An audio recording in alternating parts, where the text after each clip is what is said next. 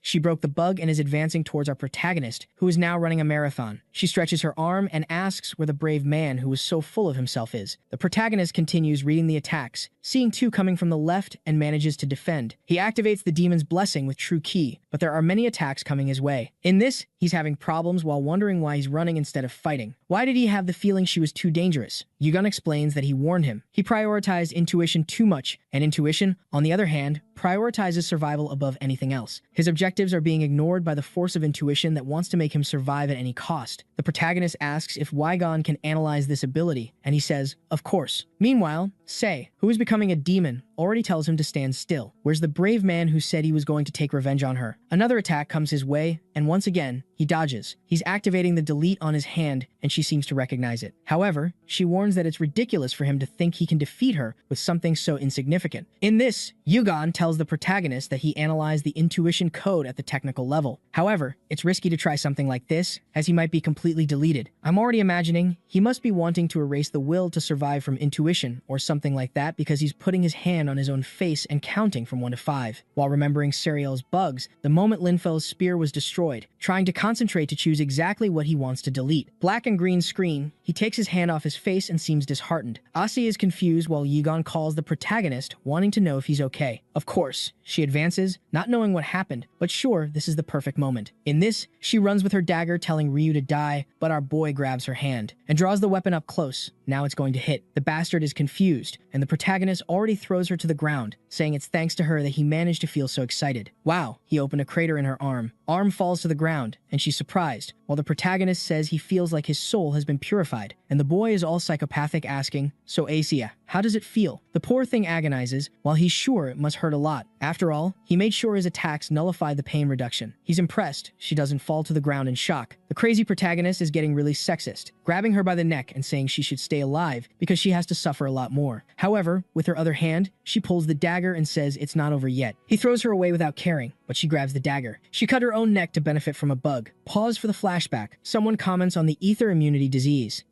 They were sisters. The older sister, Cynthia, and the younger sister, Asia. Basically, this ether disease was something caused by the presence of Yggdrasil. Both little girls were in treatment, but they would probably die this year. People around comment, but if they have this disease, and if it's contagious, it's better to get them out of here as soon as possible. Cynthia takes her sister's hand and says, little sister, let's go back to the hospital. It's okay, we will get better. The man with glasses then appears and comments that at least these children had one stroke of luck. That's because he has great news. The hospital had developed a surgery, and both could be cured. In the operating room, someone comments that this surgery is scary. The deformation in their bodies had advanced a lot. But, of course, there's malice. The doctor is there adjusting his hand, saying, oh, they believe that when the surgery is done, they will have healthy bodies. It's just a shame that's not the case. Screaming in blood, And with that, experiment 248 is finished. The boss asks what the result is, and the man has a bug dagger in his hand, with blood on his face, saying that, as he can see, they couldn't take it and died. And, worse yet, they didn't get any useful information. Damn, is it their bodies? It's not possible. I think I'm confused. The Green Doctor is saying that great achievements are accompanied by great failures. It was to clean everything up that soon they would move to the next stage. The guy sucking up wonders why they are using children for something like this. Everything seemed extremely insignificant. The other doctor tells him to be careful with what he says. If he doesn't understand how crucial this moment is, with this deformed body from the tests, they will finally be able to find what they are looking for. The key to conversion. The girls are lying down. Conversion, if I'm not mistaken, is that they want to send the two into the game. In this, he gives the order to start both simultaneously. When the item was activated, it was to insert 10 centimeters at a time. The poor things lying down realized that everything was actually a lie. While Asya is there, crying, Cynthia is saying not to worry, that she would protect her. And that's when the sack of the burned man starts moving, throwing the doctors against the wall. At this moment, Cynthia gets up and grabs a dagger. The sister is a bit confused while Cynthia knows these guys will use this machine for the experiment. If she can destroy it, they won't be able to do anything against them. She throws herself to stab. She pierces the middle of the machine. Thunder, lightning, explosion in the place. This incident was recorded as a malfunction of surgical equipment, and apparently, Asya survived. The disease that was tormenting her disappeared. When people asked, interacted, she just said she didn't know anything because she had no choice but to hide. Now I'm confused. Cynthia destroyed it, and Asya assumed her identity, and then she started working with the simp fool. She wanted to pretend she didn't know anything and enjoy that happiness. However, there was something much more important she had to do: avenge Cynthia. Back to the moment she cut her neck, blood went everywhere. She started a transformation, screaming while the protagonist was a bit confused. Really, she was persistent. He says he doesn't care, striking again on the head, saying he has to move forward, even if it means ending her. The poor thing calls for Cynthia and hits the ground. What is this? Still holding the arm. This girl doesn't die. When the protagonist turns around, he sees the rest of the guild, including Seven, has arrived. And obviously, the guys aren't very happy with Ryu, warning that if he did this to their comrade, he better be prepared to face the consequences. They walk to help Seven, whose condition isn't 100%, while the protagonist laughs, saying they arrived at a very right moment. Were they hiding by any chance? In this, Seven turns and says it's the first time they meet and introduces himself as the master of the Gays Guild. While the transformed guy there is cursing him as a scammer, saying he handed over this bug dagger, which was a trash item. Then he jumps to hit him on the head, but someone blocks the attack. At the same time, a sword appears on his back, and Seven tells him to stop interrupting while others are talking. The poor guy is pierced and disconnected. In this, Seven says that this damn Lynn's guild always gets involved without thinking, which is annoying, and this was the perfect chance for Bisk to disappear along with them. She may have come a long way without using any bugs, but there's no way she can get out of that place. The poor thing doesn't know what to do. So far, she's only taken a beating. In this, a shot was it at her. The protagonist is there saying it's good not to ignore him, and Wagon told our boy that the enchantment was removed and the system is back to normal. Seven says he's very impatient. Apparently, he's wanting to be killed by his hands. The protagonist tells him to stop talking and just go for it or let Asya disappear. The blonde responds that, for a stranger, he really is a big talker, but there's no need to be in such a hurry. After all, he's going to die anyway in the end. There are already more than 3 coming from behind the protagonist, but he turns defending the first one. The NPCs were all scared, wanting to know how he was defending against 3 people and still running away. I'm confused. Ryu is running, saying, "Your tricks are obvious to me," but at the same time, he seems a bit scared. Wow, he tore one in half with force. My god.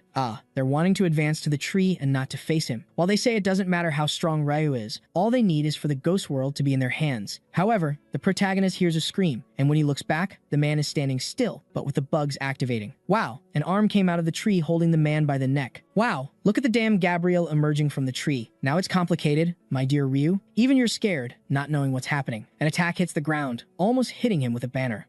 He remembers it was this same banner that John Doe placed in the cave mission. Do you remember? That everyone died. And the problem is that a red ball starts to appear with expanding energy. Wow, the protagonist is being undone. Gabrielle says they chose an interesting method. Apparently, this is how Gaze does things. I'm not understanding, but apparently, it's going to be a fight between him and Seven, who says yes, it would be foolish to fight Ryu and him at the same time. He asks how Asia's condition is, and they say it's extremely serious. She will have to abandon the game account soon. And at this rate, maybe even her brain in the real world won't be 100%. Seven then says they have no choice. It was to log her out now. Gabrielle is about to say something, but 7 already tells him to shut up, saying he's a coward who kept hiding. He responds that he wasn't hiding but waiting for a suitable challenger. Apparently, a one-on-one is going to happen. I still want to know where the protagonist is. Suddenly, a bunch of portals appear, and several souls start to rise around them. 7 pulls another bug dagger and pierces his own chest, along with everything he summoned, and Gabriel questions if he can really withstand this effect. Cool. He activated the 7 swords in swag, saying he's not the type to underestimate opponents. In this, the rest of the clones stab with bug daggers on the ground too, and a bunch of waves surge in front of Gabriel, while 7 swears the ghost world belongs to them. Back with the protagonist, he was teleported far away and wonders how he's going to get back now. Yigan says that instead of complaining, they should leave because the collapse was accelerating even more. The whole world, even the skies, were being destroyed. Ryu knows, even with the buffs he has, it's hard to get out of this place. Yigan says it's too late, the 50th floor will collapse. Besides, he managed to confirm something based on previous situations. He then asks if the protagonist knows the term GM. Famous game master? Our boy knows. Yigan says it's the supreme authority in the game, and the protagonist says that when he worked as an analyst, he heard rumors about it. The game that came before the Ghost World was called Genesis World. In theory, in that world, people could use the power of Yggdrasil itself. Yigan says he's going to connect him to do an investigation, but the protagonist finds it strange. Was this important now? In this, Yigan reveals that he might be exaggerating in what he's thinking. However, this situation is weird, with everyone being transported to the 50th floor, the White Tree emerging, the new tower project, and this guy disappearing and appearing anywhere. All of this was strangely abnormal. Maybe Gabriel's power really is that of a GM, and if this is true, it means Gaze never stood a chance. Yeah, apparently, that's exactly it. 7 is already there fallen with 7 swords in his back asking to be logged out. While wondering how it's possible that the entire guild was wiped out like this, Gabriel takes off his glasses and says that unfortunately, he doesn't deserve to know since he couldn't take a single step towards him. The next chapter tells that the so-called Genesis world, which came before this game, had much more strength and influence than the current Ghost world. And it seems that one day, a certain player received the GM power. As the name suggests, he had the ability to govern any authority in the labyrinth. However, so much power obviously drove the guy insane. He declared himself the king of Yggdrasil and started acting like a tyrant, creating battles that went beyond the labyrinth. However, the players created numerous subjugations and, in the end, succeeded. With that, the nightmare that was the power of a GM was finally erased. It's Akatsuki explaining this and says that's how this incident came to an end. The protagonist is impressed. This isn't the kind of information people usually have. However, Akatsuki reveals that the strangest thing is that none of the members of the subjugation team survived. It's odd that they won, yet everyone died. How did that happen? The reason everyone thought the GM was dead is because he disappeared afterward. He then mentions he has one last piece of information about the subjugation commander. Oh, her name was Cecilia Darius. It's the same last name as Gabriel Darius. Apparently, she was his mother, who died and was buried. Wait a minute, we're as confused as the protagonist. So Gabriel is the son of the mother who was the commander of the subjugation against the first GM. Ryu says he was wondering why Gabriel acted that way. However, if this authority of a game master still exists, everything makes sense. The problem is that if the enemy has this, he was much more formidable than they expected. He's spamming a bunch of status windows, saying they will need a strategy to defeat the leader of the Ghost World. The scene shifts to the hospital, with Bisk getting up, her leg all red. She can't feel her leg. She's already getting up in a panic while her friend tells her to rest. Meanwhile, Noor, stretched out there, says she's happy Bisk survived. The two hug while the poor guy who was completely transformed is still unconscious. The one with brown hair explains that they don't know everything that happened because they were forcibly disconnected. She will show what happened in the fight between Gaze and the guild master. It was more of a miracle in the end. Watching, everyone is a bit confused. This guy was powerful in an unnatural way. There were no bugs, but at the same time, the abilities had no restrictions or cooldowns. Bisk is confused, asking if it was really Gabriel who fought that way. The one with brown hair, named Ragna, says she doesn't know the details. Suddenly, she changes her expression and says something strange is happening. Our protagonist comes face to face with Gabriel. My God, how do you defeat the GM? And the fool is laughing, bad-mouthing 7, saying he kept shouting he would finish Gabriel, but apparently did nothing. As he disintegrates, 7 swears this is not the end. However, Gabriel doesn't care. He just congratulates Ryu, saying it's impressive that they are now the only players. The protagonist looks and says, all right, but before we fight, tell me, what's your true objective? Gabriel responds that his goal is the fall of Lartia and nothing more. He doesn't care about the trash of this world, but doesn't want the ghost world to exist anymore. The protagonist, now knowing the story, says, stop lying, bastard. It's because of your mother, Cecilia, isn't it? Just by Gabriel not reacting, Ryu is sure this is the truth. Yugon realizes they've discovered the reason. Gabriel says he indeed has enough information to know something like that, so he will reveal something in return. At that exact moment, the entire floor 50 is being filmed and broadcasted, and information can always be destroyed and modified as he wishes. In other words, to everyone out there, Gabriel is the great guardian of the labyrinth, and Ryu is the intruder wanting to destroy it. The perfect story. Ah, now it's clear why he wanted Ryu to advance. to make him the villain. Everyone really thinks he's the villain. Ryu, however, just responds, I don't care that you're manipulating the media to create these narratives. None of that matters to me. And now that I know you're streaming, I'm also sure you have the power of a GM. Time in the labyrinth moves 10 times faster than reality. In other words, a transmission of absolutely everything would be impossible without interference from someone with a lot of access. Not to mention that the transfer of all players to the final floor clearly shows the power of a GM. Now it's clear why you've been so full of yourself. And for this revenge goal of yours, you've destroyed countless lives. Gabriel just responds that those who care about the insects under their feet get nowhere. Yeah, now Ryu has discovered that this is the guy behind his mother's death, and with that, he advances, warning that his arrogance would end now. He activates intuition, Demon's Blessing, Holy Sword, Dragon's Key. But, folks, the man is a GM. I don't know if this will work. A circle with chains appears in front of Gabriel. The protagonist lands a full attack, but in the end, it's repelled. And now he realizes that even with 8 abilities activated at the same time, he doesn't stand much chance. Gabriel asks if that's all the strength he has, and Ryu says, of course not. While trying to understand how many abilities and how powerful a GM can be, Gabriel is about to say something, but then a dragon appears behind him. The protagonist smiles, the attack seems to hit fully, but the bastard has a barrier. In other words, the bastard has automatic protection, and there's no point in trying to attack him sneakily. He still goes for it, saying the only way is to destroy the barrier. He activates the slash, triggers an explosion, but Gabriel asks if that's really all the strength he has. Ryu is immobilized, but still manages to activate the weapon's shot. Everything explodes, but when the smoke clears, Gabriel is intact, saying the boy isn't bad. He's the first to make him use this power in a real battle. The bastard activates GM powers, along with the authority of the ghost world. The man is transforming, and Ryu asks if this is his true power. Yeah, now the guy looks very stylish. The armor, the lance, and the GM's gold. The protagonist seems to recognize that this is the GM, and Wygon explains that it was actually an artificial intelligence to support the game master. Wygon says that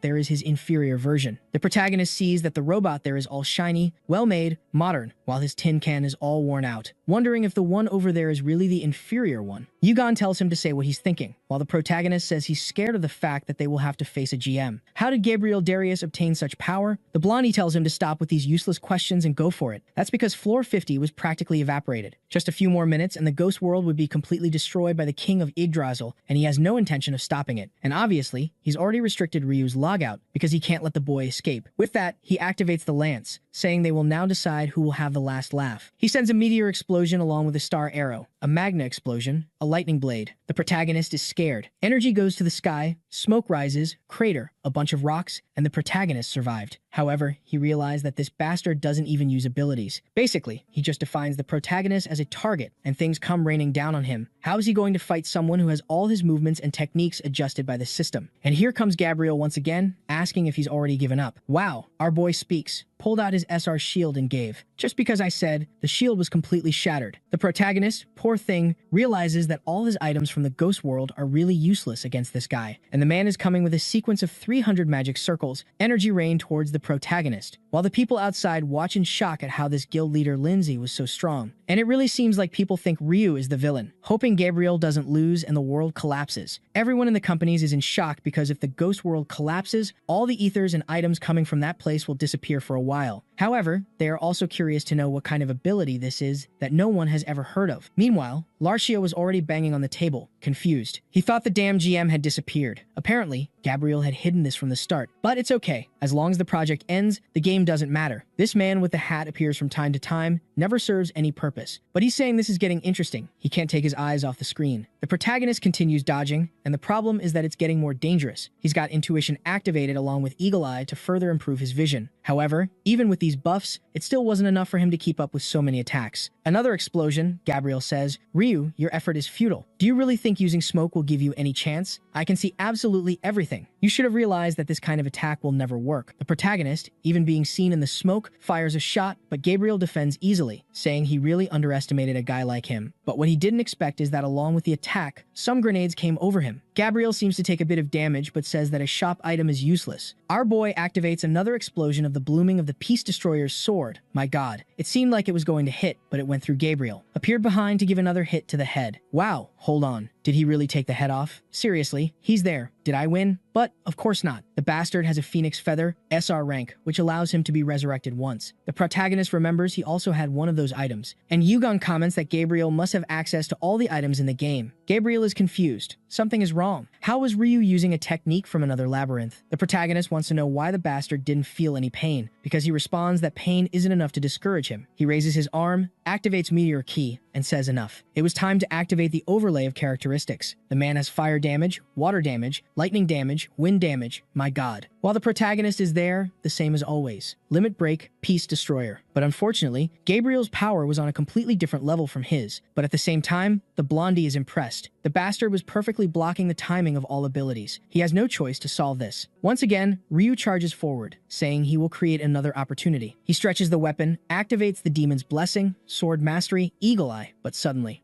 actually, it didn't activate. Those 3 abilities were locked. That's just cruel. Neither his abilities nor his items were working. Gabriel says that for someone inferior, he did well, while the protagonist asks how it's possible that the abilities were sealed like that. Did he fall into some enchantment or something? Gabriel says he's quick to notice. This was an ability created to deal with Linfell. And now, finally, it's his end. The protagonist is down, realizing that half of the items and abilities he received from the box were gone. He says he doesn't know if this will work, but he has to try something. He doesn't have time to worry. All he needed was a powerful attack. After all, he only has one more option. With that, he asks to summon the reinforced armor, arm, leg, the scoundrel calling the Power Rangers. However, it's a reinforced armor, V10SR, an exoskeleton from the Galactic Empire. Gabriel recognizes that, once again, it was an item from another labyrinth, and he seems to realize that even against him, who can control the ghost world, this was indeed a good trump card. And since that's the case, he will have to respect and fight accordingly. Seeing the immense power appearing, the protagonist asks Wygon how that was a weaker version of him. Yigon will say he was a transcendental system, while the protagonist holds on, telling him to enter some kind of flight mode. With that, our boy manages to escape this explosion and really flew away. The problem is that just dodging wouldn't be enough, and the worst part is that this armor only operates for 30 seconds. He extended the time with that energy pack, but it only added another minute. That's the time he has to finish this and starts firing multiple shots. Then a sequence begins. The entire place starts to get all glitched while everything explodes to the sides. But then Gabriel is already behind with the lance. Comes for the attack, but it seems the armor really defended. The blondie is shocked that his lance really didn't penetrate it, and the protagonist grabs him, saying he may be the god of this labyrinth, but his item won't be affected by the rules. Comes with a hand to the face and tells Gabriel that the game is over, but the bastard obviously pulls out the shield. He obviously knows the protagonist is trying to use delete, but if he can't get a direct touch, it won't work. And with that, another explosion happens in the skies, and the poor guy is thrown to the ground. And the worst part is that he can only use delete 2 more times. He used it once against the Flaming Jewel and once against Asia. The last use has to be saved to destroy the ghost world, meaning he can only use it once. With that, Gabriel approaches, saying, I know you're trying to use delete, but I also know it has a limited number of uses. And since you pulled out this weird armor, you've been strangely desperate. Does this item have some kind of time limit? Poor protagonist. His plans are all exposed. But what can he do? The desperation continues. He needed to delete this bastard as quickly as possible. But the damn Gabriel uses a clone ability, saying it's useless. His end would be there. He says goodbye to Ryu, while only 9 seconds remain for the armor, and an attack comes towards the head. Another explosion, flames everywhere. He activates the armor's shield while wondering if everything would really end there. 6 seconds for the armor, while he says it can't end like this. 1 second, and finally, the system analysis is complete. With that, all the restrictions the GM had placed on the protagonist are removed. Yigon is feeling smug, saying he already explained that the other one is just an inferior copy. The protagonist takes advantage of the moment and activates the demon's blessing. Wow. But with that, he increased the armor's duration to 9,999, right? Basically infinite. Well, he cheated too, but it's okay. The GM is cheating. Let's cheat too. Incredible gentleman here. If everyone is super, no one is super. Ryu activates sword fencing. Once again, limit break with the other. The sword master's enchantment charges forward along with the reinforced armor. Gabriel, in the background, is confused. How did this kid remove the GM's restrictions? At least he won't be able to use delete since there are a bunch of clones. Ryu, however, cuts through everything, saying not to underestimate intuition level 3. Gabriel wonders, how is this bastard able to distinguish the clones? In the end, I'll have to blow up this entire area along with him. But our boy is already behind with the armor's enchantment. Gabriel tries to look back, but it's too late. He's pierced in the chest. And with that, the protagonist finally says goodbye to Gabriel and activates delete. The fool, before disappearing, says there's something wrong with him. How does he have a power that allows him to use items from other labyrinths in any of them? Not even the power of a GM in a labyrinth could be like that. He asks Ryu how he obtained such power, and our boy remembers when he was just an emo with hair in his face and Weigon appeared all cute. Unfortunately, it was exactly as he always says, luck, nothing more. Yigon tells the scoundrel not to reveal the secret of life, and Gabriel begins to disappear, saying it's almost comical that he has the power to destroy the world basically by luck. Anyway, he congratulates him on his victory. At least the world outside must be in complete chaos, so the goal he aimed for was achieved. With that, the transmission is cut. The chubby guy wonders if he should delete the ghost world or leave it to see what happens. As he fades away, Gabriel says he'll leave one last choice for the boy. The GM authority is now with him, and face to face with the tree. The protagonist says there's no reason to hesitate. This filthy game, he was planning to destroy it from the start. Delete is activated, and he touches the tree, but suddenly, he feels something strange and ends up in an empty place. Someone approaches, saying it's him. When he looks back, oh, not even a friend. It's a weird blondie saying he now understands the source of this disruptive power. Yigon is wondering why there's a common human in this place, while the protagonist, on the other hand, is sure that in front of him is the king, the only diamond rank creature in the entire world. He was order and law itself, the king of Yggdrasil, called Norm. He warns that he's there to make the protagonist pay for everything he's done. The poor guy doesn't get a second of rest. He warns, I already know about this whole situation. Larchia's experiment, the tower's collapse, and even your revenge. I have information about everything in this world. The protagonist wants to know, then, what he's doing there. The Tower of Demons and the Ghost World had all disappeared. He says, don't worry, I'm not here for you. He explains that he's actually there because he really enjoyed this journey, watching our boys struggle to get there. As this game was starting to stagnate, I wondered if I would have to intervene. Then unexpectedly, you appeared. And thanks to you, this stagnant water began to flow again. The residents will return to Yggdrasil, and after that, everyone will be transformed into parts for the next labyrinth. The protagonist is surprised, observing their aura and wondering if this is the power of a king. Norm congratulates him, saying, you really have a beautiful ultra-rare system. Now even Yugon is confused. This guy knows who he is. To which the king responds that it doesn't matter. Neither of them are normal people, and now the era of wrath has ended, and a new wind is coming. That's why he has a request for our boy. Ryu is told to say, he explains, I think you're the perfect person for this job. I prepared a gift that will make everyone happy. I'm not sure if this boy is a hero or a villain. I'm a bit confused. But with that, we move forward 3 months after the Ghost World closed. Since that labyrinth was half of the world's ether, everything obviously became a mess. And everyone knows that the culprit behind it all is Ryu 7017. The guy slams the table, saying the public has already demanded it. This guy needs to be arrested. However, another crosses his arms and says that unfortunately, many people are defending him. That's because many were also tired of the monopoly of that place. Not to mention that, along with the end of that labyrinth, many discovered that the content was unfinished. There were various criminal activities and even human experiments, a case so serious that the king personally had to resolve it. However, even so, not even he mentioned any punishment for Ryu, and now the banners show that a new labyrinth is coming. Larchia is in shock, telling them to study quickly and find out when it's arriving. The guys comment that in 30 minutes, and the big guy says that this damn Gabriel was useless in the end. He stole the GM authority, served no purpose, and now disappeared. We see in a conversation that I believe was earlier. The king asks if Larchia is developing a new labyrinth. He says yes. Society is in chaos, and many people are doing vile things, and the balance has been destroyed. First, to ensure the future, we have to punish that person. The king, however, just tells him to shut up, asking if he really thinks he knows nothing. The smell of blood and rot had begun to dominate Yggdrasil since he created that server. Larchia tries to apologize, saying it's not like that. All the sacrifices made were necessary for a better future. The king asks when the new launch conference will be. Larchia responds that some incompetents are holding them back, and the king just tells him to answer quickly. Nier says that in 3 months, the announcement will be made, and Norm responds that if it's a success, he will ignore everything. However, in return, if he fails, he will have to abandon his current position. Larchia knows that if he loses his platinum rank, his crimes will be exposed, and he will certainly be labeled as unknown. So today was finally the day of the announcement. I have a feeling something is going to happen. In theory, this was the new generation of labyrinths that would be beyond the ghost world and should replace everything it provided in terms of Aether. I'm not sure if Gabriel is hiding there, but everyone is wondering why the king did this. Suddenly, Akatsuki appears behind, asking if they can talk for a second. Looking beautiful, she says she knows he is the former master of Linza. He, however, asks, "Oh, Shugetsu, damn it, what are you doing here? Are you trying to laugh at me?" She responds that she has no hostility against him. However, he already knows, right, that she was a collaborator behind Ryu. Akatsuki responds that it's not to be misunderstood. She was simply an informant, nothing more. If they knew who a common enemy was, maybe they could have worked together. He shouldn't have taken on such a dangerous role alone. Apparently, he likes being hated. Gabriel responds that he trusts no one. People do anything to achieve their goals. Even his mother didn't die because of the false king, but because she was betrayed by those who wanted the GM power. Their conversation is interrupted, with Larchia greeting ladies and gentlemen. Thank you for everyone's patience. Today, we will announce the next generation of labyrinths. This one was created with an item given by the king himself, a seed of Yggdrasil. And here in this cube, we have all the information about the next labyrinth we developed. Now, everyone will be able to witness the birth of a new era. The cube begins to glow golden, and everyone is there with their mouths open. As the plant begins to grow, people wonder if the labyrinth is being generated. And unfortunately, there's an error. The construction of the labyrinth fails. The big guy is confused. It tries again, but fails. Insufficient information. It tries an arbitrary construction and fails again. People are confused about why it's failing, and one of them takes a look at the information and sees that it was basically a copy of the ghost world, even the monsters and terrains. With that, everyone starts throwing a bunch of trash, saying he's filthy. How does he have the nerve to announce a new game that's literally a recycled copy of the old one? Larchia is all confused, saying there must be a mistake. This is a conspiracy. He would never fail like this. People are all recording this failure, while Akatsuki says he must be satisfied with this level of failure now. Finally, the main event was about to begin, and suddenly, someone approaches Larchia. The guy takes an explosion, apparently, and is thrown against the wall. Obviously, it's Ryu appearing. At that moment, the big guy is sure that's why his masterpiece failed. Destroying the ghost world wasn't enough. He wants to end even the next generation. The protagonist says, "Hey, bastard, what are you talking about? You made this trash game." The big guy wants to call security, but then the protagonist advances with his hand on the Yggdrasil seed. And did he activate the delete? Wow, that's complicated. He's ending the ability to create a new labyrinth. Wow, everyone is pointing guns there, while everyone asks if he really wants to throw the world into chaos. The protagonist, however, turns around, saying that it's this kind of mentality that prevents any labyrinth from advancing. Wow, and he announces that, in the name of King Nord, he declares that from now on, the era of Ratchis, the big guy's company, has ended. A new millennium has begun. With that, an announcement about the seed is made, stating that Yggdrasil has undergone an upgrade and will now launch version 2.